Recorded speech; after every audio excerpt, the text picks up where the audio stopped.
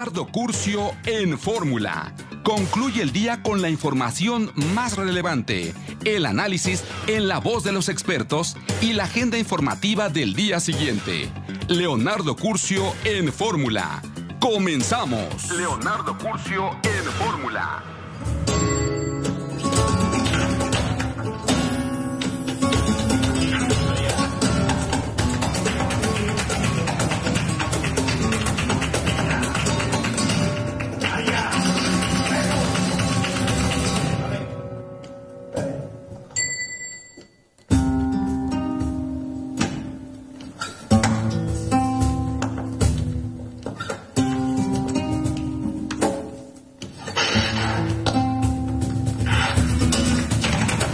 Buenas noches, saludo con gran cariño al auditorio de Telefórmula que en este momento se enlaza con los trabajos de esta emisión. Agradezco a quienes nos siguen a través de la radio y por supuesto las plataformas de internet. Ayer al salir de Palacio Nacional, el señor John Kerry, enviado especial del presidente de los Estados Unidos para el tema de cambio climático, dijo lo siguiente.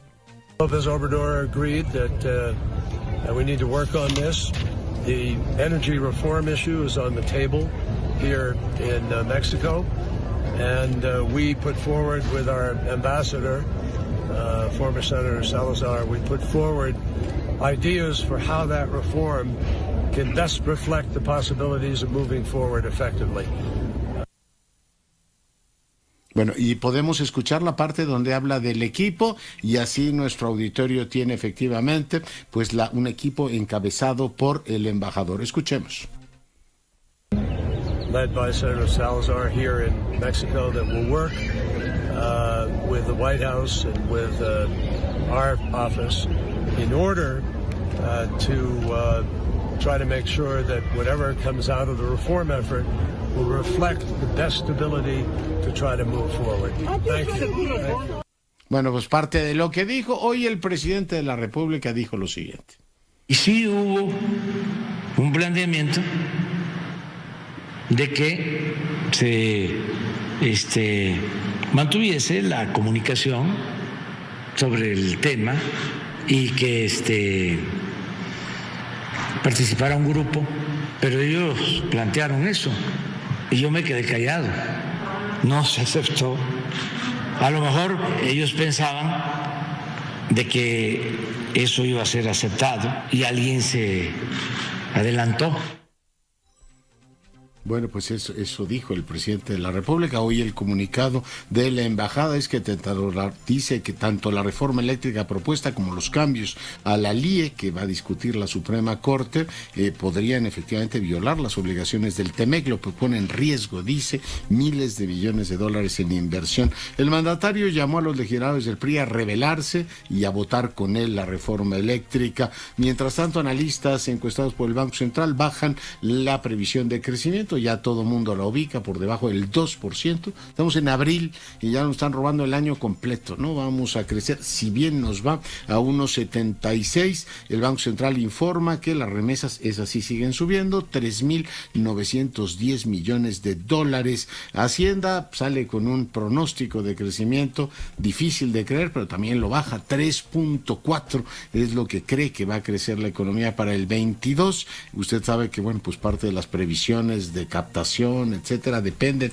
de este nivel de crecimiento, que bueno, pues en este caso es cuando menos discutible. Hacienda mantiene subsidios a gasolina de diésel al 100%. El INE ordena retirar propaganda en favor de AMLO en 30 estados. Violan legalidad, certeza, el voto libre e informado. Aquí en la capital no solo hay espectaculares por todos lados. El transporte público tapizado de propaganda del presidente, pero ellos dicen que no hay nadie encima de la ley, ¿verdad? Salvo quienes organizan eso, claro, que claramente están rebasando todo aquello que estaba en los lineamientos. Vamos, por supuesto, a platicar de eso y más en un instante. Después de la pausa va a estar con usted el doctor Fernández de Castro. Volvemos.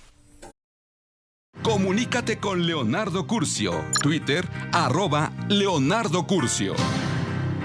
Seguimos con la información. Le comentaba, bueno, pues de la situación tan extraordinariamente sorprendente que tuvimos ayer. Dábamos por hecho al salir Kerry de Palacio Nacional que el asunto estaba zanjado, que la reunión había sido buena, y hoy el presidente literalmente dio pues un balde de agua fría a esto y dijo, mire, Yo oí, pero donde calle no otorgué. El señor Kerry creyó que el asunto se iba así y bueno, no necesariamente lo vamos a hacer y bueno, pues aprovechó para decir que la reforma va como va. Ya le leí el comunicado de la Embajada de los Estados Unidos diciendo que esto podría poner en riesgo miles de millones de dólares en inversiones. El asunto es tan complicado y en muchos sentidos tan inédito que yo le agradezco mucho, un gran conocedor, probablemente el que mejor conoce desde el flanco académico las relaciones bilaterales, el doctor Rafael Fernández de Castro, director del Centro de Estudios México-Estados Unidos, allá en la Universidad de California en San Diego, que me ayude a desentrañar si no estamos, mi querido Rafael, ante una broma de esto que los americanos llaman el April Fool's Day y que todo quede en un mal día, o estamos ante un tema más delicado. Doctor, buenas noches. Buenas noches, Leonardo. Mira, me parece preocupante. Ayer yo estaba verdaderamente, yo tenía confiado en que efectivamente la plática de John Kerry, del embajador con el presidente López Obrador, fue positiva. Me parece, digamos, que Washington, con la guerra en Ucrania, evidentemente se cierran los espacios, y Washington más preocupado, menos, se cierran literalmente los espacios de negociación. Y a mí me parece que la estrategia de Biden sigue siendo la misma, le manda a sus gentes de más confianza, y en este caso a John Kerry, que es todo un diplomático, todo un agente digamos, con mucha cancha política, fue muchos años senador, tú lo sabes, Leonardo, y entonces pues, es un muy buen enviado para hablar con el presidente y para expresarle los problemas que sienten que hay en Washington, el sentir del Senado y el sentir del Congreso, porque evidentemente ahí es donde todas las compañías petroleras pues empiezan a quejarse de lo que sienten que está pasando en México. Y sí me parece, digamos, que pues ya que el presidente López Obrador hoy haya salido a decir, bueno, pues esto no, o sea, la cosa no estuvo tan fácil para ellos, me parece verdaderamente... O sea, sí lo dijo, pero yo no lo acepté, que no sé si sea aceptable eso en una práctica diplomática, ¿no? Mira, Leonardo, la verdad de las cosas es que estamos viviendo terrenos inéditos en la relación bilateral desde los años 90, con el Tratado de Libre Comercio de América del Norte. Los presidentes mexicanos no politizaban la relación con Estados Unidos, no ponían en tela de juicio la relación con Estados Unidos, porque había una especie de consenso tácito en la clase política mexicana, que es tan importante llevarla bien con Estados Unidos, es tan importante tener el mercado de Estados Unidos abierto para nuestras exportaciones, que para qué no la jugamos. Estamos viendo que AMLO está haciendo política, que él quiere llevar a cabo su reforma eléctrica, y bueno, vamos a ver si le dan los votos en México. Tiene mucho antagonismo, y la verdad de las cosas, yo siento que Estados Unidos lo había jugado muy bien. Mira, Leonardo, es increíble el papel que está haciendo Salazar, Ken Salazar, el embajador. Es un embajador que lo más importante que ha hecho está cerca del presidente López Obrador. Me parece fantástico que lo haya logrado. Es muy criticado en Washington, sobre todo por la derecha, es muy criticado por las élites mexicanas, por los empresarios mexicanos, pero me parece que es muy importante que el embajador tenga un diálogo directo con el presidente. Son pocos embajadores los que lo logran, y bueno, yo ayer digamos, las fotografías, todo era como que parecía que iba bien, un Ken Salazar explicándole lo mismo que Kerry, y parece ser que no salieron bien las cosas. Me preocupa mucho porque yo veo un Estados Unidos, un Washington menos tolerante. Estados Unidos está en una guerra de proximidad con Rusia, hay mucho en juego en el mundo, y si tú ves un Washington incluso pues a lo mejor haciéndole un guiño a Venezuela por el petróleo de Venezuela, pues me parece que con México tiene que entender que ahorita todos estos temas son de suma relevancia para Washington, y que la tolerancia y que los niveles, digamos así, de aguantar a López Obrador están bajando.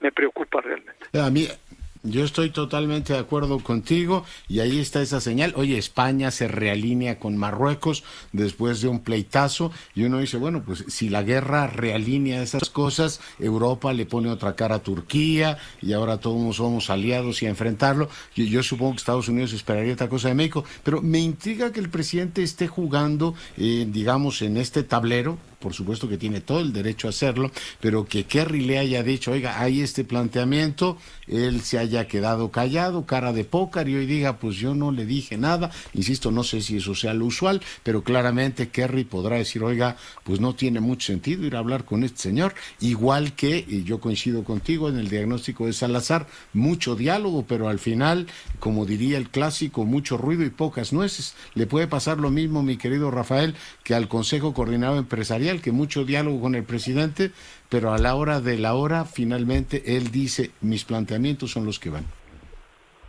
Así es, Leonardo. Ya esperábamos que si al presidente cuando no le fuera bien se iba a radicalizar. Me parece que estamos empezando a ver esto. Me parece pues riesgoso. Para México me parece riesgoso porque no cabe duda que Biden, él quiere tener una buena relación con México, tiene sus puntos de vista, pero bueno, el tema de la reforma energética, el tema de no dar marcha atrás a lo que se había avanzado, es parte del nuevo tratado de libre comercio del TEMEC.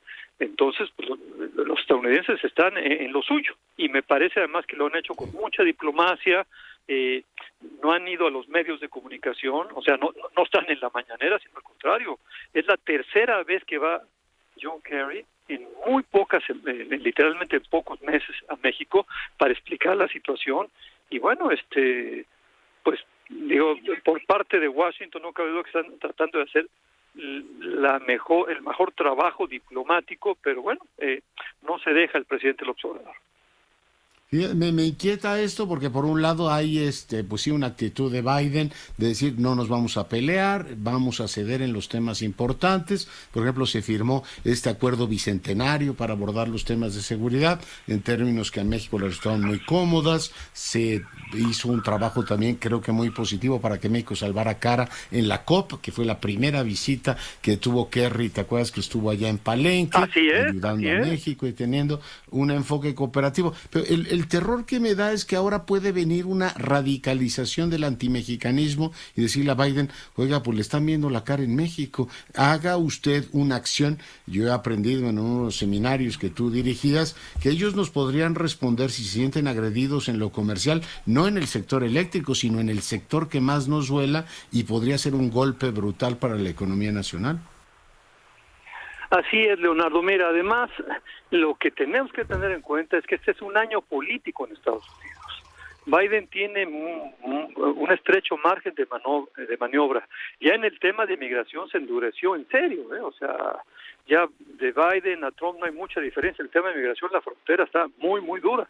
Entonces, digamos, pues seguir jugando con esto es no entender o no querer escuchar lo que está pasando en Estados Unidos. Me parece que el presidente López Obrador, él se siente cómodo porque siente su popularidad muy alta, siente la de Biden baja, pero es un Biden en campaña, un Biden que pues le salió regular el viaje a Europa, cometió un gafe al final cuando dijo que pues Putin era un criminal de guerra. Entonces, insisto, yo creo que es un Biden con mucho menos paciencia, y me parece, digamos, que vamos a ver cómo fue la conversación, pero Kerry es un gran diplomático, me parece que es, digamos, de los mejores personajes que tiene la administración Biden, y bueno, espero que un ex titular del Departamento de Estado. Porque cada vez que, eso es increíble, Leonardo, cada vez que López Obrador se quiere ir por la libre, siento que Biden lo quiere abrazar con mecanismos de consulta, el grupo de diálogo de alto nivel, el diálogo de alto nivel en materia de seguridad, el acuerdo bicentenario. O sea, Estados Unidos está en lo suyo, pero todo tiene un límite, y hay que acordarnos que en todo caso el poderoso en esta relación son los Estados Unidos. Ya. Oye, a mí finalmente no te retengo más, pues sé que tienes que atender otros asuntos, doctor, pero hoy nos tienes que ayudar a entender todo esto. Si hará falta también o será imprescindible que Marcelo Ebrard, que lleva para todo efecto práctico la ventanilla única en la relación con Estados Unidos, esté aquí. Digo, finalmente estaba en la India, no había ocurrido nunca que una visita de este nivel se diera sin la presencia del canciller de la República, doctor. Realmente, mira, a mí lo que me tocó vivir con Felipe Calderón, yo te diría, Patricia Espinosa nunca hubiera dejado de estar en una reunión de ese nivel. Y además, pues claramente, pues Marcelo Ebrard es el que ha resuelto las cosas. Cuando ha habido problemas en cualquier tema con Estados Unidos, es el que le resuelve las cosas. Entonces sí es preocupante que no esté Marcelo. Y bueno, pues un viaje a la India, pues importante, pero están pasando demasiadas cosas en la relación bilateral como para estar tan lejos, hay que decirlo abiertamente. Ciertamente. Pues mi querido doctor, te agradezco muchísimo el tiempo que has estado esta noche con nosotros. Encantado, Leonardo, te mando un abrazo. Abrazote, el doctor Fernández de Castro, uno de los grandes conocedores, como decía, en el plano académico, probablemente es el que más ha estudiado la relación bilateral, y bueno, pues es director del Centro de Estudios México-Estados Unidos de la Universidad de California en San Diego, miembro también de COMEX. El tema es, creo yo, muy delicado. No estoy seguro de que, bueno, pues esto quede en el ámbito de las declaraciones presidenciales como la de Biden en Polonia, y no me la tomen muy en cuenta, fue ahí en la mañanera, ¿no? Como la pausa con España, ¿cómo les llamó a los del Parlamento Europeo? Por cierto, la presidenta del Parlamento Europeo, esta que dirige a la recua de, no les llamo mulas, ¿cómo las llamó? Borregos, al ganado que lleva de borregos, en este caso va directamente a Kiev, ¿no? A mostrar ahí con su presencia el respaldo a Zelensky, pero dicen, bueno, no se lo tenga en cuenta el presidente, que tiene o un sentido del humor muy particular, o no, como dice él, mi pecho no es bodega. Pero pues esto que dijo de los Estados Unidos sí pone en la línea del interés nacional, es decir, ¿qué te estás jugando por una reforma eléctrica? Miles de millones de dólares en inversiones, generar pues la posibilidad de que te respondan por la vía comercial en otros sectores, ¿no? Que le dirán, presidente, pues por salvar a Bartlett, ¿de verdad vale la pena poner en riesgo el sector primario de este país? O que se reduzcan las inversiones en tal o cual segmento, o que nos metan ahí un castillito, ¿no? Pues vamos ahí a limitarles un movimiento en frontera. Les recuerdo que además de todo lo que hemos dicho, Estados Unidos es el país que más vacunas nos ha dado. O sea, tenemos, por supuesto, las de AstraZeneca, que son las que dominan, pero la aportación que ha hecho Estados Unidos como país singular, nos ha ayudado la India, nos ha ayudado Rusia, bueno, las hemos comprado, incluso China, pero el país que más aporte ha dado es precisamente los Estados Unidos. Y recordar, aparte de los amigochos que tenemos por ahí, que el único país que no se cerró en este caso por la vía aérea a México fueron precisamente los Estados Unidos. Bueno, ese es en el tema diplomático, pero hay también una inquietud muy fundada de que esta reforma eléctrica no sea ambientalmente amigable, que no vayamos, que no caminemos en el sentido correcto de la historia. Yo le agradezco mucho al doctor Adrián Fernández, director ejecutivo de la Iniciativa Climática de México, que esta noche acepte conversar con usted y nos dé su punto de vista de esta pues coyuntura y hacia dónde se mueve esta reforma. Doctor, bienvenido. Muchas gracias, Leonardo. Siempre un gusto saludarte y conversar contigo y con tu auditorio. Pues, ¿cómo ves las cosas, Adrián? Uy, pues muy preocupantes, Leonardo. Parece un diálogo de sordos, solo por citar este encuentro y desencuentro de las visiones y opiniones, por un lado del secretario Kerry, por otro lado el presidente. Por meses los estadounidenses han estado diciendo una y otra vez, estamos muy, muy preocupados por los elementos que están en la propuesta de reforma constitucional. El presidente repite una y otra vez, incluyendo esta mañana, ya en su comunicado posterior a la reunión con el secretario Kerry, que están muy contentos, dice él, que están muy contentos los estadounidenses.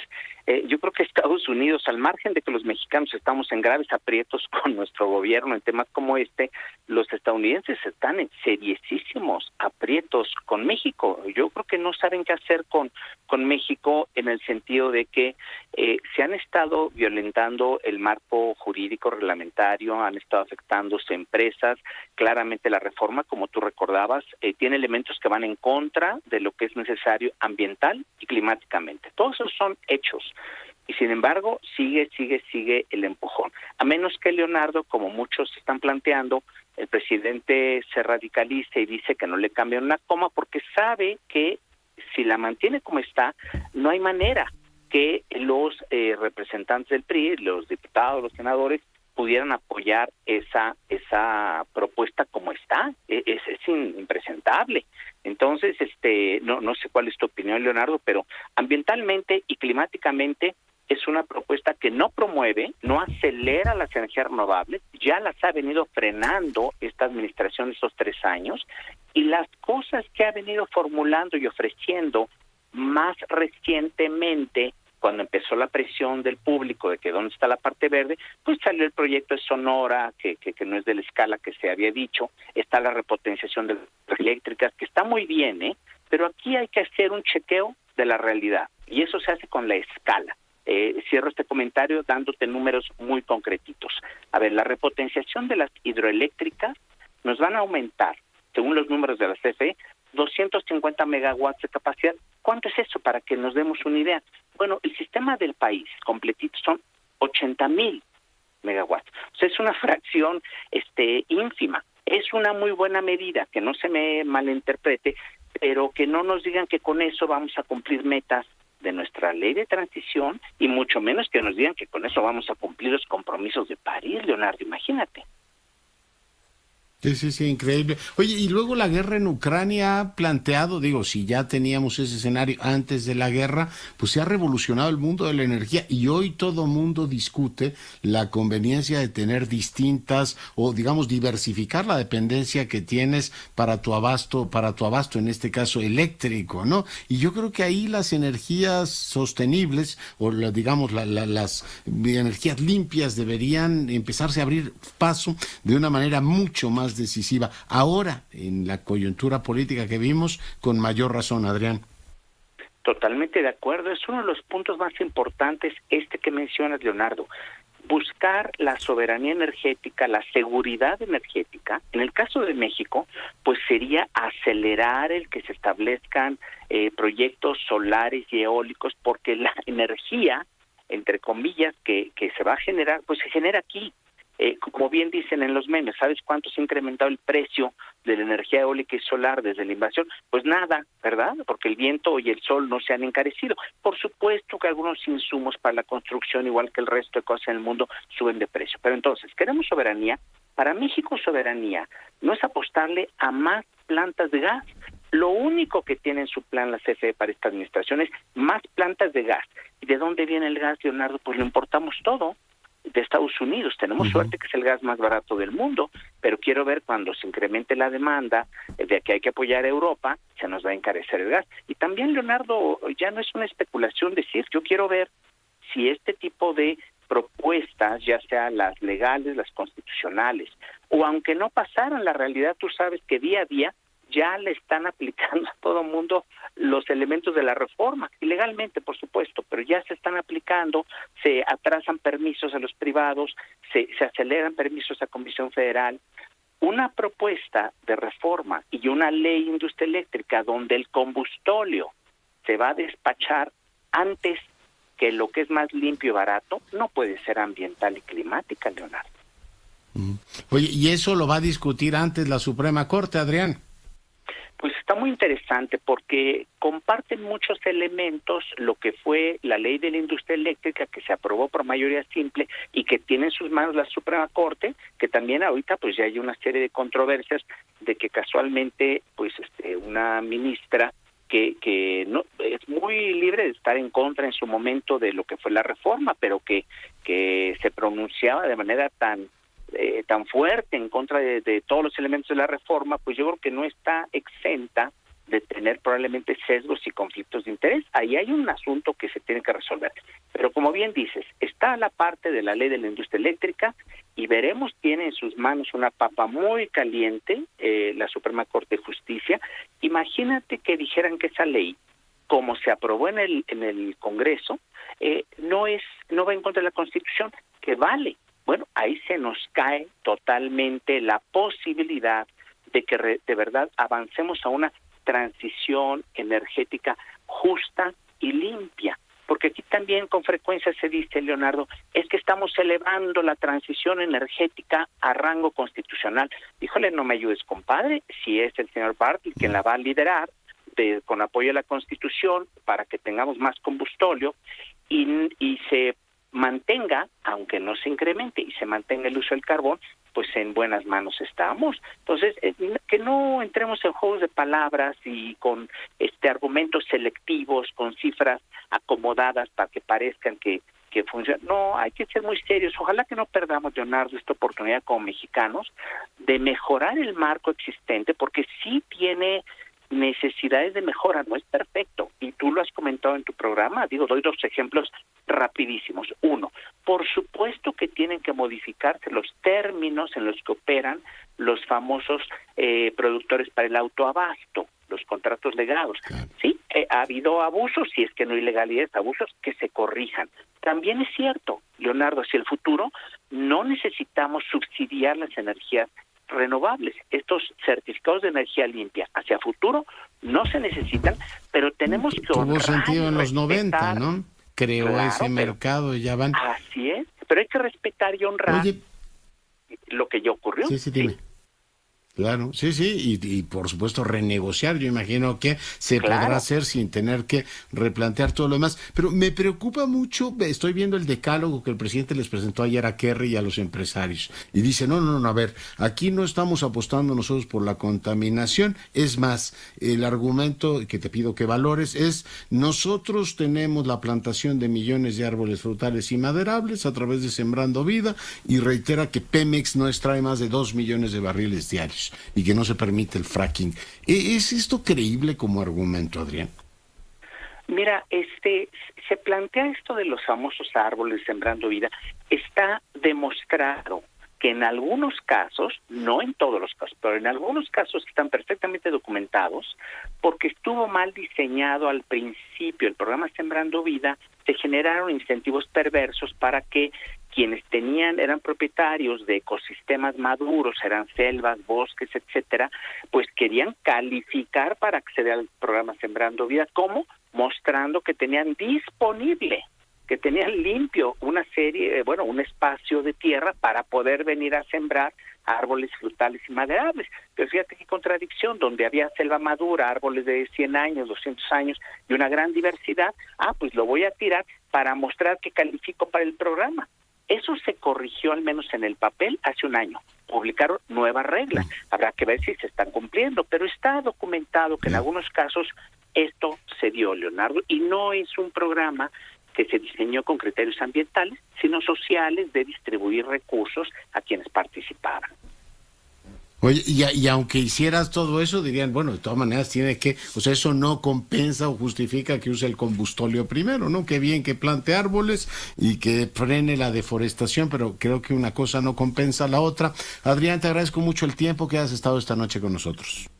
Siempre un gusto estar contigo, Leonardo, gracias por la amable invitación. Gracias, doctor. ¿Y cuál es el decálogo? Adrián Fernández, el director ejecutivo de la Iniciativa Climática de México, un hombre que entiende muchísimo de estos temas. ¿Cuál es el decálogo? Es muy importante que usted se remita, más allá de las opiniones que todos tenemos, a lo que el gobierno subió, ¿no? ¿Qué dice y cuál es el lenguaje que utiliza? Dice, el gobierno de México se comprometió a respetar los permisos de introducción de combustible de 5 empresas, nos decía Sara: Exxon, Valero, Koch, Shell y Tesoro. Pero a continuación dice, siempre que ofrezcan precios justos y legalidad. No vender huachicol ni hacer contrabando.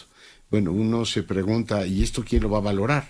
Por supuesto que si hay contrabando, pues los deberían, no debería estar condicionado su contrato, digo yo, deberían proceder como quien roba, ¿no? Si te dicen, oye, en un banco respetado hay dinero falso, bueno, pues proceda contra quien lo hizo, pero esto de que haya precios justos y legalidad, con un gesto de buena voluntad, el gobierno ofreció retirar denuncias y levantar clausuras a las terminales de combustible. Sin embargo, advirtió que si se detectan prácticas de huachicol se aplicarán sanciones penales, o sea, están negociando la ley. Y pues todo depende de lo que el presidente diga que es justo. Ya ve usted que pues el INE no le parece justo, y si los medios no dicen lo que él quiere tampoco le parecen justos. Así es que ese lenguaje genera inquietud. No habrá nuevos permisos. Punto número 2, dice, debido a que la iniciativa es fortalecer a CFE, debemos dejar claro que tendrá prioridad las empresas públicas. Invitaciones a empresas de Estados Unidos para invertir. Con sus empresas hay una buena relación, por ello los invito a invertir en México. Pedimos a las petroleras que tienen contratos para extraer petróleo y gas en México que inviertan, pues con la reforma se otorgaron 112 concesiones y solo están invirtiendo 2 empresas, ninguna de los Estados Unidos. Operaciones en el yacimiento Sama, la iniciativa dice no es estatista ni expropiatoria, no parece. El gobierno planteó que con la iniciativa de reforma se busca fortalecer a la CFE, pero deja el 46% a las empresas, siempre y cuando actúen como él dice, ¿no? Contratos de transporte en gasoductos, a más tardar en un mes, las empresas que tienen contratos para transporte en gasoductos deberán llegar a acuerdos con la CFE para realizar inversiones en Topolobampo, Salina Cruz y Coatzacoalcos. Acuerdos para la producción de gas, inversiones en Puerto Peñasco, dicen por los argumentos que ya le expresaba que no apuestan por la contaminación, y dicen que hay que mantener el diálogo. Ese es el decálogo que le presentó el presidente a Kerry. Vamos a hacer una breve pausa. En un instante nos ocuparemos de las elecciones en Costa Rica, donde viene la segunda vuelta. Volvemos. Seguimos con la información en un instante en este espacio, la mismísima María Juncal. Vamos antes a Costa Rica, donde el domingo deciden en segunda vuelta quién será su presidente. Gustavo Fallas, buenas noches. Buenas noches, Leonardo. Un gusto estar aquí en su programa. Así es, el próximo domingo ya a esta hora sabremos quién será el próximo presidente de Costa Rica. El presidente número 49 en la historia costarricense. Por un lado está el candidato Rodrigo Chávez, del Partido Progreso Social Democrático, un economista que trabajó durante muchos años en el Banco Mundial y que apareció en el mapa político en Costa Rica cuando vino a trabajar como ministro de Hacienda en el actual gobierno y posteriormente renunció. Y el otro candidato es José María Figueres, un político ya conocido aquí, que fue presidente de la República en el año 94, y el Partido de Liberación Nacional, partido ya tradicional, histórico, y entre ellos dos será que salga el próximo presidente de Costa Rica. Ha sido una campaña de mucho ¿Tienes ataque algunos personal. números? ¿Tienes algunos números de cómo están las intenciones de tus paisanos y la percepción electoral, la percepción de participación? ¿Están muy entusiasmados con la segunda vuelta? De intención de voto, lo que señalan las encuestas, Leonardo, es que prácticamente hay un empate técnico. Hay un porcentaje de intención de voto de 41% para Rodrigo Chávez y 38% para José María Figueres, pero ya con el margen de error se habla de un empate técnico, un abstencionismo. ¿Que van a tener tercera vuelta o qué? ya no habría tercera vuelta, ya el domingo sí o sí tiene que salir el presidente. Se habla de, en la primera ronda hubo un 40% de abstencionismo, una cifra histórica. Hay un descontento con la clase política aquí en Costa Rica y eso el pueblo lo demuestra a la hora de no ir a votar. Ya. Oye, pues pendientes el domingo, entonces, desde el punto de vista sanitario ya no hay ninguna restricción, imagino. La única petición que hoy hizo un llamado el Tribunal Supremo de Elecciones es asistir con la mascarilla, con la careta. Ya eliminaron lo que es el distanciamiento, o lo que es el lavado de manos, ya queda a voluntad de cada persona, pero lo que sí indicaron es que hay que ir de forma obligatoria con la mascarilla. De hecho, aquí en Costa Rica ya es como la única restricción que queda. Muy bien, pues te agradezco mucho el enlace y estamos pendientes, conversamos el lunes, si te parece. Gracias, Leonardo, estaremos conversando el lunes, ya sabremos ese día quién va a ser el próximo presidente de Costa Rica. Un saludo desde San José. A ver si no me dices empatados y seguimos. Bueno, muchas gracias. Bueno, pues ahí lo tiene. Le recuerdo también que este fin de semana cambiamos el horario, pasamos al llamado horario de verano. Y como le había adelantado, nos ha acompañado a lo largo de toda la emisión. Es verdaderamente un gusto enorme recibir a María Juncal. María, bienvenida. Hola,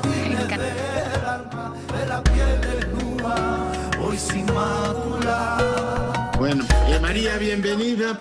Yo pues quiero decir que tú has cultivado, creo que todas las expresiones del arte. Eres una mujer que tiene el duende. Por cierto, ¿qué es tener el duende, María?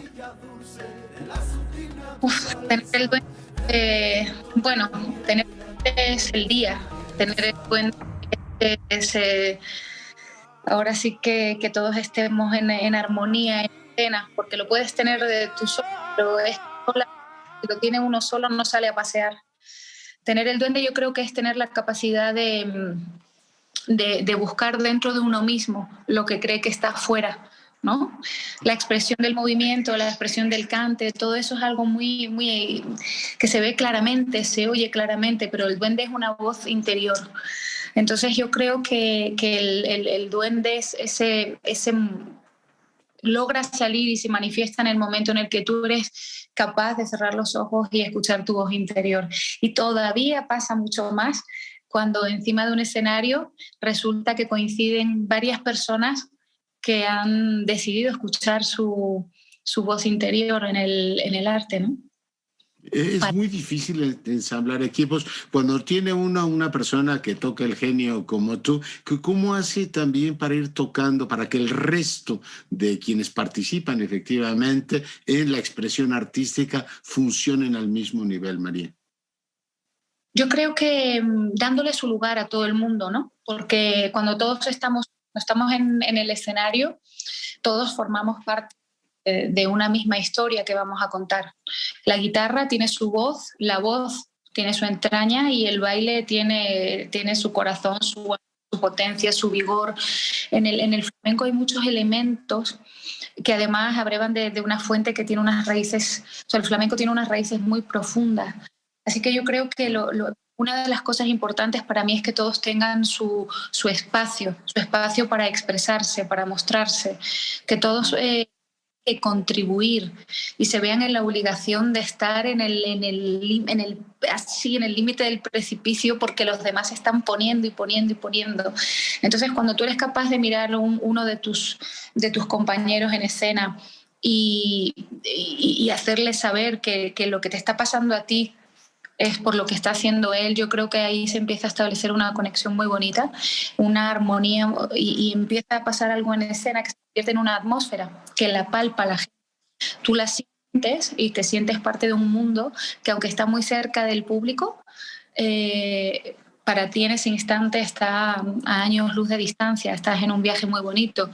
Creo que esa es una de las claves, por lo menos en mi caso, escuchar, dejarle el espacio a los demás y saber que en esta historia de bailar flamenco todos los elementos son fundamentales.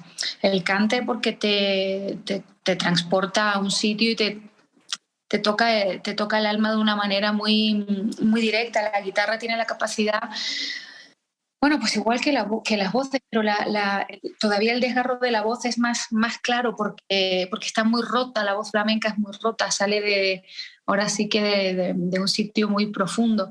La guitarra es un instrumento que es capaz de llevarnos a cualquier viaje, desde el más alegre al más melancólico, a la contemplación. Una sola nota puede hacer que cambie todo un ambiente en escena. Entonces, para mí, que todos participen, que me dejen inspirarme, que me dejen sentir lo que ellos hacen, lo que ellos proponen, porque el flamenco y la experiencia artística se trata de eso. Al final todo en el escenario cuenta la iluminación, cuenta el silencio, cuenta la presencia de todos los demás, ¿no?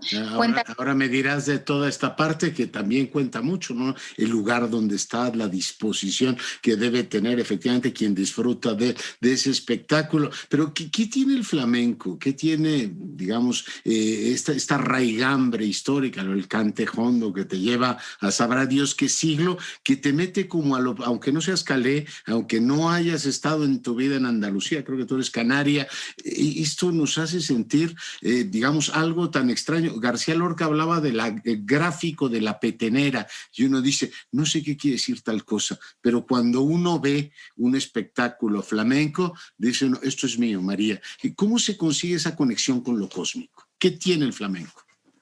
Yo creo que el flamenco tiene garra. El flamenco tiene garra, el flamenco tiene potencia, no es tibio, nunca siempre arriesga. El flamenco... Pues el flamenco para ahora sí que para que un cantador llegue donde quiere llegar en una letra flamenca tiene que apretar el estómago. Por eso toda la gestoforma del flamenco es una gestoforma dramática.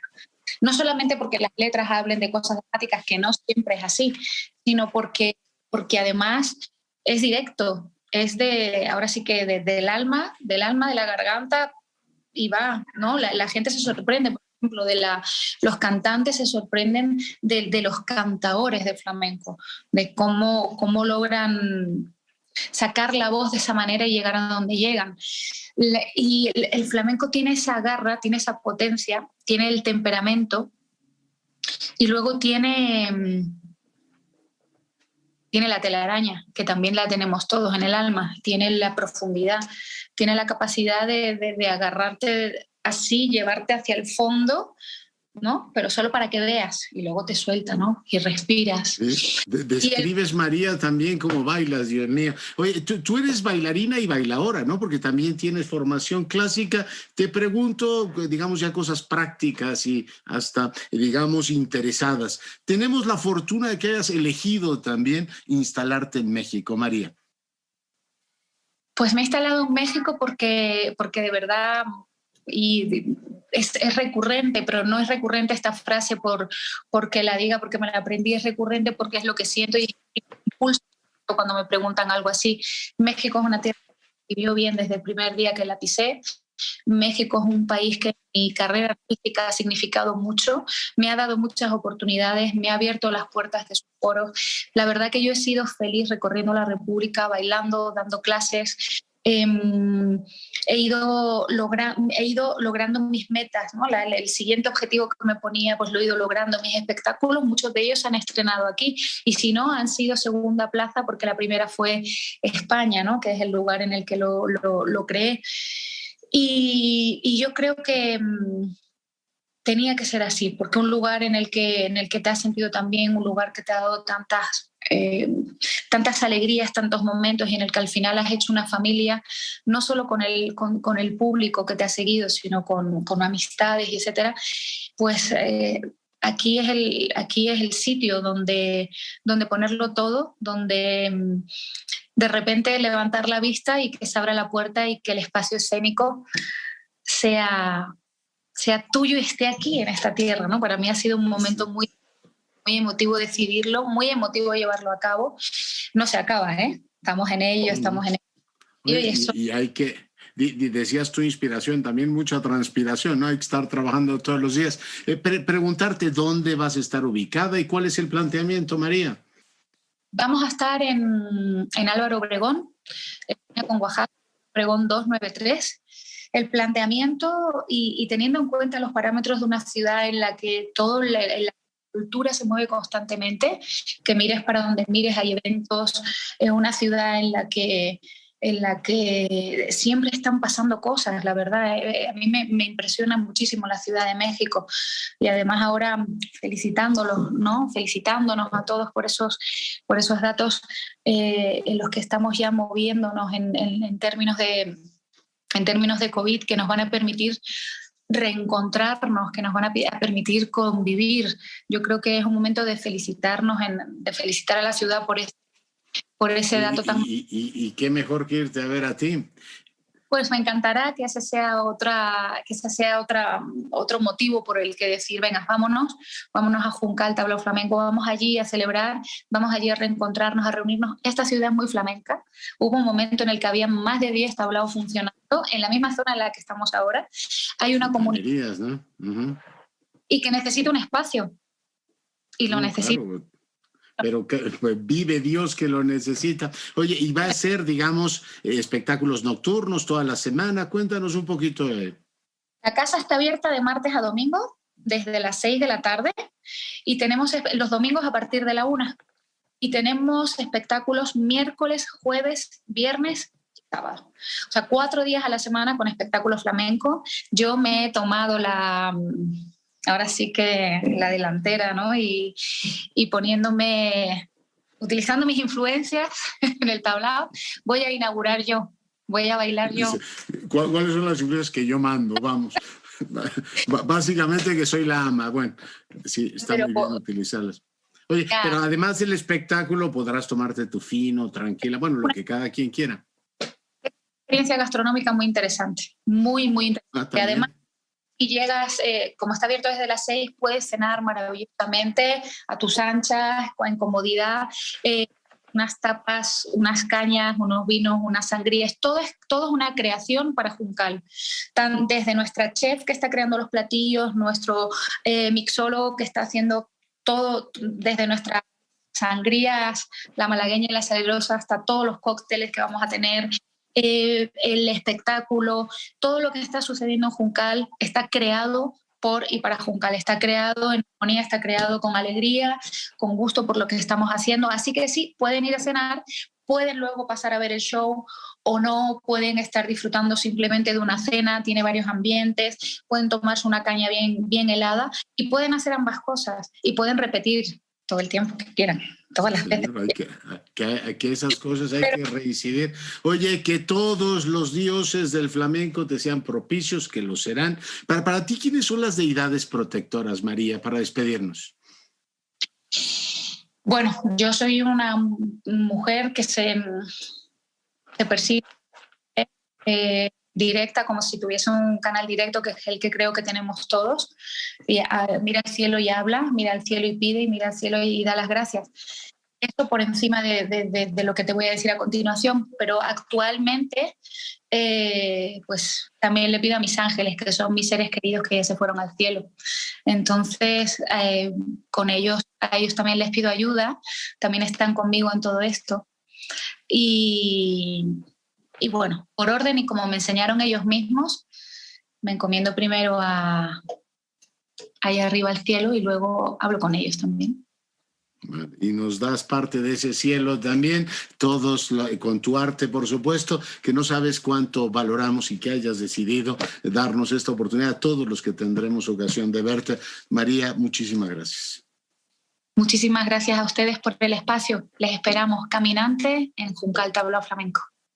Muy bien, pues ya escuchó usted ahí en Álvaro Obregón y Oaxaca, en la zona céntrica de la Ciudad de México. Si usted nos escucha o nos ve en otra parte del país, pues naturalmente este es un elemento más para disfrutar. La Ciudad de México es muy problemática en muchos sentidos, pero tiene tantas cosas como esta que acabamos efectivamente de comentar. María, muchas gracias nuevamente, y ahí está la experiencia, y espero, como decía, que todos las deidades del flamenco, el Chano, el Ebrijano, Camarón, todos hagan efectivamente aparición ahí en la colonia Condesa, y nos saluden y podamos todos admirar a la gran María Juncal. Dejamos este tema y, como le decía, nos vamos con la enorme inquietud hacia el fin de semana de qué va a ocurrir en el ámbito bilateral entre México y los Estados Unidos.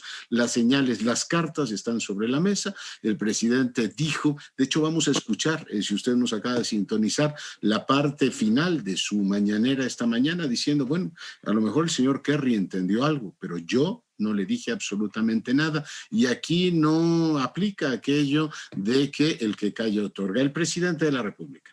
Y sí hubo un planteamiento de que se mantuviese la comunicación sobre el tema y que participara un grupo, pero ellos plantearon eso, y yo me quedé callado. No se aceptó. A lo mejor ellos pensaban de que eso iba a ser aceptado y alguien se adelantó. Bueno, pues eso dijo, alguien se adelantó y con eso nos vamos con la enorme inquietud que se abre, qué va a ocurrir con las relaciones bilaterales, si es simplemente una cuestión de afinar políticamente el tema, de darse las explicaciones, ver si pasa o no la reforma eléctrica, igual no avanza, el presidente apuesta a romper al PRI, pero no está dicho que esto vaya a avanzar. Bueno, con esto nos vamos, disfrute de su fin de semana, recuerde que hay cambio de horario y sea rabiosamente feliz, se lo merece.